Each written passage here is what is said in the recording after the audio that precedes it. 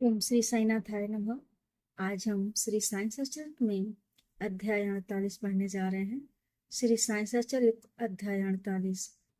सदगुरु के लक्षण। पहला श्री सेवड़े और दूसरा श्री सपट अणेकर व श्रीमती सपट अणेकर। तीसरा संतति दान। अध्याय आरंभ करने से पूर्व किसी ने हेमा दंपत से प्रश्न किया कि साईं बाबा गुरु थे या सदगुरु। इसके उत्तर में हेमा दंपत ने सदगुरु के लक्षणों का निम्न प्रकार वर्णन करते हैं।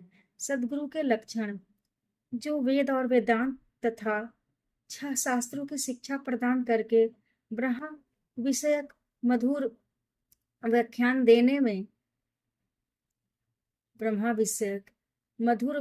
देने में पारंगत हो तथा जो अपने श्वासोच्छ्वास क्रियाओं पर नियंत्रण कर सहज ही मुद्राएं लगाकर अपने शिष्यों को मंत्रोपदेश दे, निश्चित अवधि में यथोचित संख्या का जाप करने का आदेश दे और केवल अपने वाक चातुर्य से ही उन्हें जीवन के अंतिम ध्येय का दर्शन कराता हो तथा जिसे स्वयं आत्म साक्षात्कार न हुआ हो वह सदगुरु नहीं, वरन जो अपने आचरणों से लौकिक व पारलौकिक सुखों से विरक्ति की भावना का निर्माण कर हमें आत्मानुभूति का रसास्वादन करा दे तथा जो अपने शिष्यों को क्रियात्मक और प्रत्यक्ष ज्ञान आत्मानुभूति करा दे उसे ही सदगुरु कहते हैं। जो स्वयं ही आत्म साक्षात्कार से वंचित है वे भला अपने अनुयायियों को किस प्रकार अनुभूति करा सकते हैं। सदगुरु स्वप्न में भी अपने शिष्य से कोई लाभ या सेवा शुश्रूषा की लालसा नहीं करते, वरन स्वयं उनकी सेवा करने को ही उद्यत रहते हैं। उन्हें यह कभी भी भान नहीं होता है कि मैं कोई महान हूँ और मेरा शिष्य मुझसे तुच्छ है, अपितु उसे अपने ही सदृश या ब्रह्मा स्वरूप समझा करते हैं।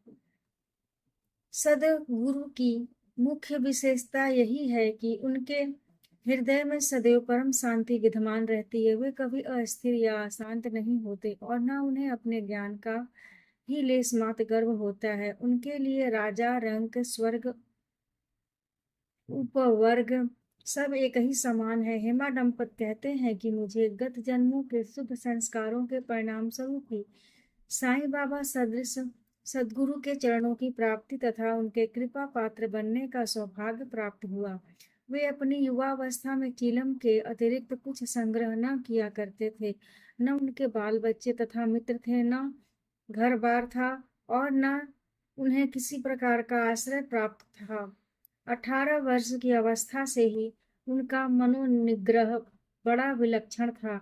वे निर्भय होकर निर्जन स्थानों में विचरण करते तथा एवं सदा आत्मलीन रहते थे। उनका कथन था कि मैं सदा भक्त के पराधीन रहता हूँ। जब वे शरीर में थे उस समय भक्तों ने जो अनुभव किए उनके समाधिस्थ होने के पश्चात आज भी जो उनके शरणागत हो चुके हैं उन्हें उसी प्रकार अनुभव होते हैं। भक्तों को तो केवल इतना ही यथेष्ट है कि यदि वे अपने हृदय को भक्ति और विश्वास का दीपक बनाकर उसमें प्रेम की ज्योति प्रज्वलित करें तो ज्ञान ज्योति आत्म साक्षात्कार एवं प्रकाशित हो उठेगी। प्रेम के अभाव में शुष्क ज्ञान व्यर्थ है, ऐसा ज्ञान किसी को भी लाभप्रद नहीं हो सकता। प्रेम के अभाव में संतोष नहीं होता, इसलिए हमारा प्रेम असीम और अटूट होना चाहिए। प्रेम की कीर्ति का गुणगान कौन कर सकता है जिसकी तुलना में समस्त वस्तुएं तुच्छ जान पड़ती है। प्रेम रहित पठन पाठन सब निष्फल है। प्रेमांकुर के उदय होते ही भक्ति, वैराग्य, शांति और कल्याण रूपी संपत्ति सहज ही प्राप्त हो जाती है। जब तक किसी वस्तु के लिए प्रेम उत्पन्न नहीं होता तब तक उसे प्राप्त करने की भावना ही उत्पन्न नहीं होती। इसलिए जहाँ व्याकुलता और प्रेम है वहाँ भगवान स्वयं प्रकट हो जाते हैं। भाव में ही प्रेम अंतर्निहित और निहित भाव में ही प्रेम अंतर्निहित है और वही मोक्ष का कारणीभूत है। यदि कोई व्यक्ति कलुषित भाव से भी किसी सच्चे संत के चरण पकड़ ले तो भी यह निश्चित है कि वह अवश्य तर जाएगा। ऐसी ही कथा नीचे दर्शाई गई है। श्री सेवड़े अक्कलकोट सोलापुर जिला के श्री सपटणेकर वकालत का अध्ययन कर रहे थे। एक दिन उनकी अपने सहपाठी श्री सेवड़े से भेंट हुई। अन्य और भी विद्यार्थी वहां एकत्रित हुए और सब ने अपनी अपनी अध्ययन संबंधी योग्यता का परस्पर परीक्षण किया।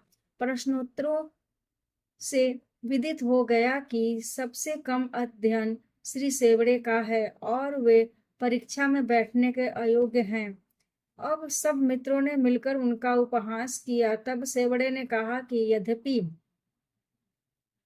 मेरा अध्ययन अपूर्ण है तो भी मैं परीक्षा में अवश्य उत्तीर्ण हो जाऊंगा। मेरे साईं बाबा ही सबको सफलता देने वाले हैं। श्री सपटणेकर को यह सुनकर आश्चर्य हुआ और उन्होंने श्री सेवड़े से पूछा कि ये साईं बाबा कौन हैं जिनका तुम इतना गुणगान कर रहे हो।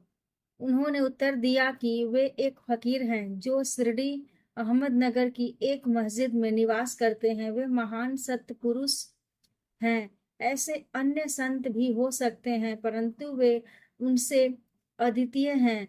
जब तक पूर्व जन्म के शुभ संस्कार संचित न हो तब तक उनसे भेंट होना दुर्लभ है। मेरी तो उन पर पूर्ण श्रद्धा है। उनके श्रीमुख से निकले वचन कभी असत्य नहीं होते। उन्होंने ही मुझे विश्वास दिलाया है कि मैं अगले वर्ष परीक्षा में अवश्य उत्तीर्ण हो जाऊंगा। मेरा भी अटल विश्वास है कि मैं उनकी कृपा से परीक्षा में अवश्य ही सफलता पाऊंगा। श्री सपटणेकर को अपने मित्र के ऐसे विश्वास पर हंसी आ गई और साथ ही श्री साईं बाबा का भी उन्होंने उपहास किया। भविष्य में जब सेवड़े दोनों परीक्षाओं में उत्तीर्ण हो गए तब सपटणेकर को यह जानकर बड़ा आश्चर्य हुआ। श्री सपटणेकर परीक्षा में उत्तीर्ण होने के पश्चात अक्कलकोट में रहने लगे और वहीं उन्होंने अपनी वकालत प्रारंभ कर दी। 10 वर्षों के पश्चात सन 1913 में उनके इकलौते पुत्र की गले की बीमारी से मृत्यु हो गई, जिससे उनका हृदय विचलित हो उठा। मानसिक शांति प्राप्त करने हेतु उन्होंने पंढरपुर, गाणगापुर और अन्य तीर्थ स्थानों की यात्रा की परंतु उनकी अशांति पूर्वत ही बनी रही। उन्होंने वेदांत का भी श्रवण किया परंतु वह भी व्यर्थ ही सिद्ध हुआ। अचानक उन्हें सेवड़े के वचनों तथा श्री साईं बाबा के प्रति उनके विश्वास की स्मृति हो आई और उन्होंने विचार किया कि मुझे भी शिरडी जाकर बाबा के दर्शन करना चाहिए। वे अपने छोटे भाई पंडित राव के साथ शिरडी आए। बाबा के दर्शन कर उन्हें बड़ी प्रसन्नता हुई। जब उन्होंने समीप जाकर नमस्कार करके शुद्ध भावना से श्रीफल भेंट किया तो बाबा तुरंत क्रोधित हो उठे और बोले कि यहाँ से निकल जाओ। सपटणेकर का सिर झुक गया और वे कुछ हटकर पीछे बैठ गए। हटकर पीछे बैठ गए। वे जानना चाहते थे कि किस प्रकार उनके समक्ष उपस्थित होना चाहिए। किसी ने उन्हें बाला सिप्पी का नाम सुझा दिया। सपटणेकर उनके पास गए और उनसे सहायता करने की प्रार्थना करने लगे। तब वे दोनों बाबा का एक चित्र मूल लेकर मस्जिद को आए। बाला सिप्पी ने अपने हाथ में चित्र लेकर बाबा के हाथ में दे दिया और पूछा कि यह किसका चित्र है। बाबा ने सपटणेकर की ओर संकेत कर कहा कि यह तो इसके सपटणेकर की तरफ इशारा करके यार का है। यह कहकर वे हंसने लगे और साथ ही सब भक्त मंडली भी हंसने लगी। बाला सिप्पी के संकेत पर जब सपटणेकर उन्हें प्रणाम करने लगे तो वे पुनः चिल्ला पड़े कि चल हट। सपटणेकर कि समझ में नहीं आता था कि वे क्या करें। तब वे दोनों हाथ जोड़कर प्रार्थना करते हुए बाबा के सामने बैठ गए, परंतु बाबा ने उन्हें तुरंत ही बाहर निकलने की आज्ञा दी। वे दोनों बहुत ही निराश हुए। उनकी आज्ञा कौन टाल सकता था। आखिर सपटनेकर खिन्न हृदय शिरडी से वापस चले आए। उन्होंने मन ही मन प्रार्थना की कि हे साईं, मैं आपसे दया की भिक्षा मांगता हूँ। कम से कम इतना ही आश्वासन दे दीजिए कि मुझे भविष्य में कभी न कभी आपके श्री दर्शनों की अनुमति मिलेगी। श्रीमती सपटनेकर, 1 वर्ष बीत गया, फिर भी उनके मन में शांति न आई। वे गाणगापुर गए, जहां उनके मन में अशांति और अधिक बढ़ गई। अतः वे माड़ेगांव विश्राम के लिए पहुंचे और वहां से ही काशी जाने का निश्चय किया। प्रस्थान करने के 2 दिन पूर्व उनकी पत्नी को स्वप्न हुआ कि वह स्वप्न में एक गागर के लक्कड़ शाह के कुएं पर जल भरने जा रही हैं। वहां नीम के नीचे एक फकीर बैठा है, सिर पर एक कपड़ा बंधा हुआ है।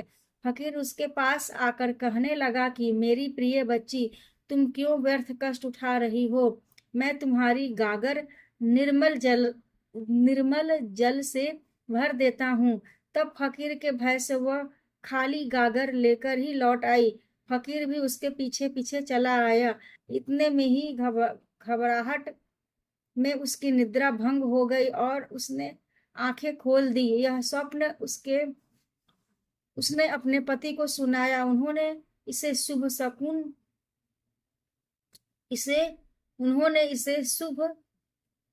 शकुन जाना और वे दोनों शिरडी को रवाना हो गए।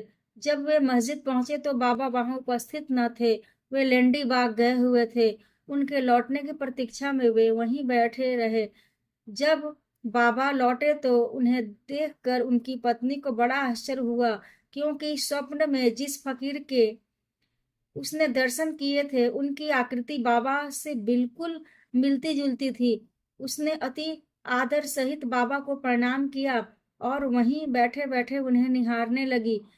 उसका विनम्र स्वभाव देखकर बाबा अत्यंत प्रसन्न हो गए। अपनी पद्धति के अनुसार वे एक तीसरे व्यक्ति को अपने अनोखे ढंग से एक कहानी सुनाने लगे। मेरे हाथ, उदर, शरीर तथा कमर में बहुत दिनों से दर्द हुआ करते थे। मैंने अनेक उपचार किए, परंतु मुझे कोई लाभ न पहुंचा। मैं औषधियों से उब उठा, क्योंकि मुझे उनसे कोई लाभ न हो रहा था। परंतु अब मुझे बड़ा अचंभा हो रहा है कि मेरी समस्त पीड़ाएं एकदम ही जाती रही। यद्यपि किसी का नाम नहीं लिया गया था, परंतु यह चर्चा स्वयं श्रीमती सपेटनेकर की थी। उनकी पीड़ा, जैसा बाबा ने अभी कहा, सर्वथा मिट गई और वे अत्यंत प्रसन्न हो गई।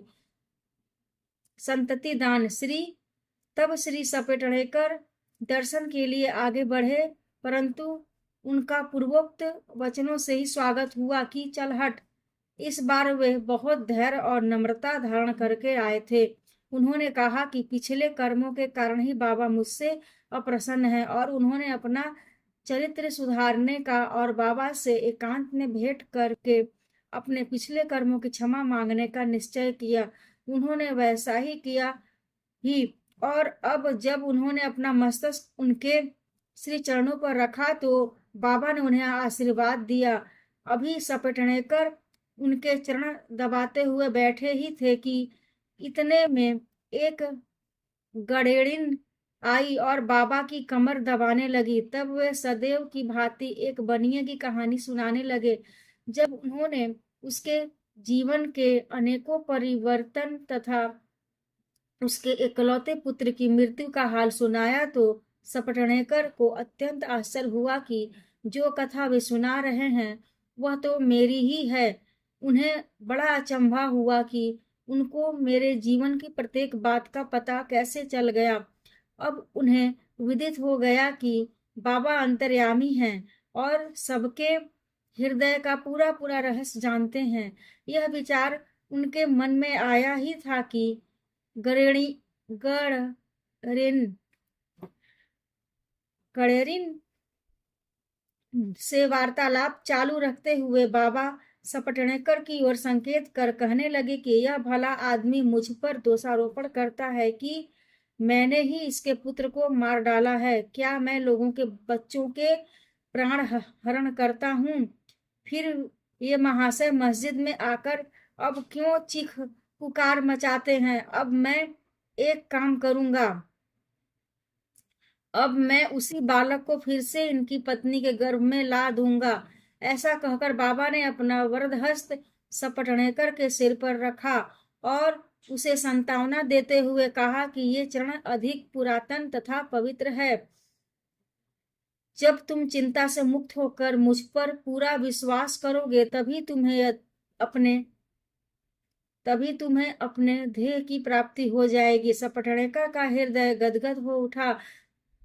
तब अश्रुधारा से उनके चरण धोकर वे अपने निवास स्थान पर लौट आए और फिर पूजन की तैयारी कर नवेद आदि लेकर वे सपत्नीक मस्जिद में आए। वे इसी प्रकार नित्य नवेद चढ़ाते और बाबा से प्रसाद ग्रहण करते रहे। मस्जिद में अपार भीड़ होते हुए भी वे वहां जाकर उन्हें बार बार नमस्कार करते थे। एक दूसरे से सिर टकराते देखकर बाबा ने उनसे कहा कि प्रेम तथा श्रद्धा द्वारा किया हुआ एक नमस्कार ही मुझे पर्याप्त है। उसी रात्रि को उन्हें चावड़ी का उत्सव देखने का भी सौभाग्य प्राप्त हुआ और उन्हें बाबा ने पांडुरंग के रूप में दर्शन दिए। जब वे दूसरे दिन वहां से प्रस्थान करने लगे तो उन्होंने विचार किया कि पहले दक्षिणा में बाबा को 1 रुपया दूंगा। यद्यपि उन्होंने और मांगे तो अस्वीकार करने के बजाय 1 रुपया और भेंट में चढ़ा दूंगा, फिर भी यात्रा के लिए शेष द्रव्य राशि पर्याप्त होगी। जब उन्होंने मस्जिद जाकर बाबा को 1 रुपया दक्षिणा दी तो बाबा ने भी उनकी इच्छा जानकर 1 रुपया उनसे मांगा। जब सपेटनेकर ने उसे सहर्ष दे दिया तो बाबा ने भी उन्हें आशीर्वाद देकर कहा कि यह श्रीफल ले जाओ और इसे अपनी पत्नी की गोद में रखकर निश्चित होकर घर जाओ। उन्होंने वैसा ही किया और 1 वर्ष के पश्चात ही उन्हें एक पुत्र प्राप्त हुआ। 8 मास का शिशु लेकर वह दंपति फिर शिरडी को आए और बाबा के चरणों पर बालक को रखकर फिर इस प्रकार प्रार्थना करने लगे कि हे श्री साईनाथ, आपके ऋण हम किस प्रकार चुका सकेंगे। आपके श्री चरणों में हमारा बार बार प्रणाम है। हम दीनों पर आप सदैव कृपा करते रहिएगा, क्योंकि हमारे मन में सोते जागते हर समय न जाने क्या क्या संकल्प विकल्प उठा करते हैं। आपके भजन में ही हमारा मन लीन हो जाए, ऐसा आशीर्वाद दीजिए। उस पुत्र का नाम मुरलीधर रखा गया। बाद में उनके 2 पुत्र भास्कर और दिनकर और उत्पन्न हुए। इस प्रकार सपटनेकर दंपति को अनुभव हो गया कि बाबा के वचन कभी असत्य और अपूर्ण नहीं होते। श्री सद्गुरु साईनाथ अर्पणमस्तु। शुभम भवतु। ओम साई राम।